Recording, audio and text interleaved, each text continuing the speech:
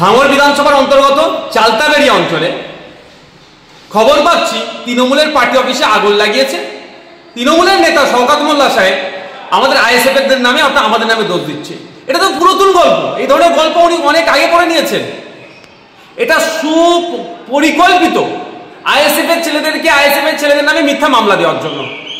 14 তারিখে আমরা গণতান্ত্রিক প্রক্রিয়ায় শান্তিপূর্ণভাবে ওয়াকফ সংশোধনী আইনের বিরুদ্ধে একটা মিছিল করতে চেয়েছিলাম কলকাতাতে। আসার পথে পুলিশকে দিয়ে আটকেছে এই শওকত মোল্লা সাহেবরা। সেখানে হিংসা করে আমাদের নামে 5টা মামলা হয়েছে। 5টা মামলাতে বিভিন্ন নেতৃত্বদের নামে মামলা দিয়েছে। এখন দেখছে আরো বাকি কার নামে দেওয়া যেতে পারে। সেই জন্য আমাদের দেখবেন এই এফআইআর করতে যদি করে অভিযোগ দেয় আইএসএফ এর ছেলেদের নামে, ওকে আর যদি সঠিক তদন্ত হয় দেখবেন শওকত মোল্লা এতে জড়িয়ে গেছে।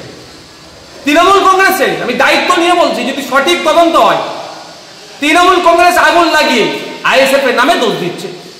এখন আমাদের ছেলেদেরকে প্রশাসনের লোক পক্ষ থেকে যে সুমোটো করে যে মামলা দিয়েছে একাধিক ছেলের নামে, একাধিক নেতৃত্বদের নামে, তাতেও আটকে রাখতে পারছে না।